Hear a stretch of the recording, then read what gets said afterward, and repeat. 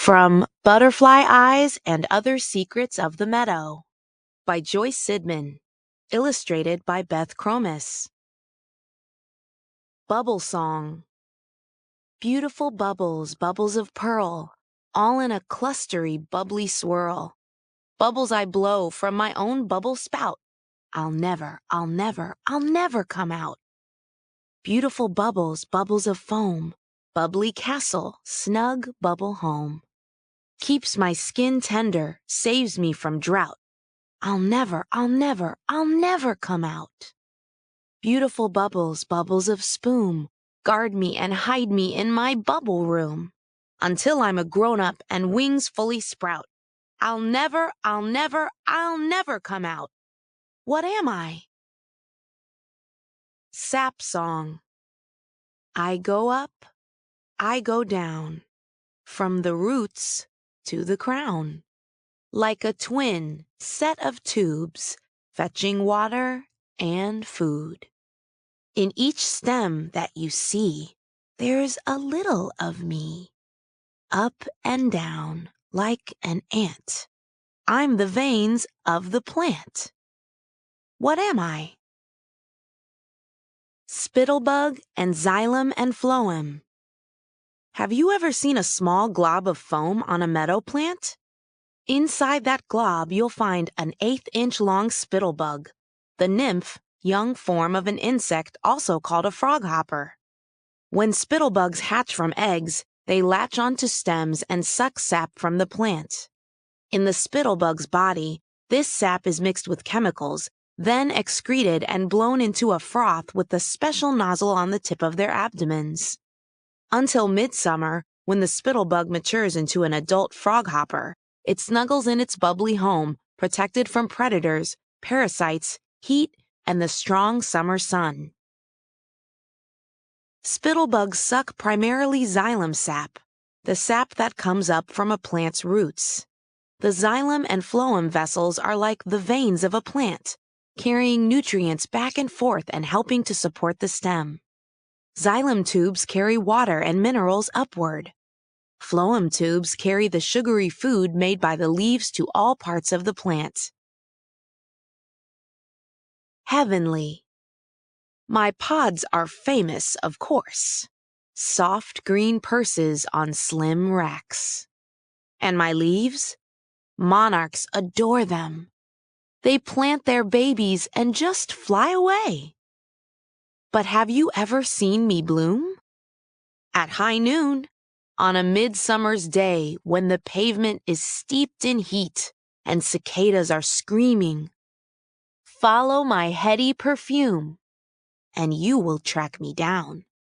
See my heavenly lavender muffins baking in the sun. What am I? Ultraviolet.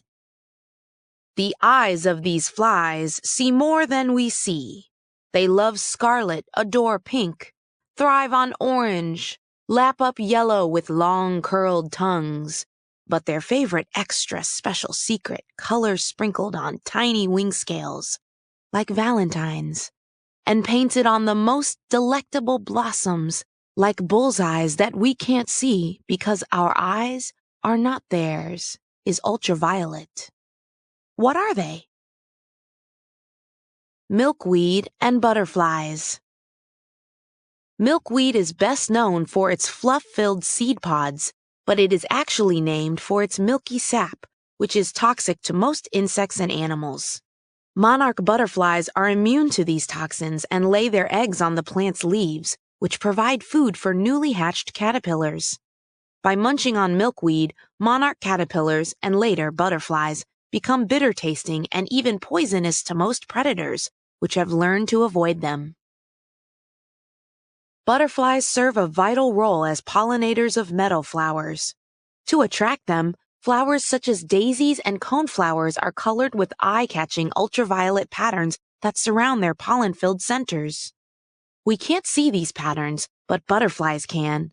They have one of the widest ranges of color vision in the animal world. For them, ultraviolet colors, which also show up on their wings and help them identify each other, are like a secret language. the gray ones. We are the tall ones with crowns of velvet, the high steppers, the flag wavers. We are the silent ones that browse at dusk, the bud nibblers, the ear flickers, the gray ones that linger at wood's edge, swift, still, here, gone. Eyes of glass, hooves of stone. We are the ghosts of those who have come before, the gray ones leaping, gone. What are we? We are waiting, a pantoum. Our time will come again, say the patient ones. Now is meadow, but not for long. Say the patient ones, sunlight dazzles, but not for long. Seedlings grow amongst the grass. Sunlight dazzles and the meadow voles dance. But seedlings grow amongst the grass. Forest will return. Meadow voles dance where once was fire, but forest will return. We wait patiently. Once was fire, now is meadow. We wait patiently. Our time will come again. What are we? Deer and trees. Meadows are formed in many different ways. Sometimes a forest burns, is blown down, or is cleared for lumber, leaving open areas. Sometimes a pond or wetland dries out.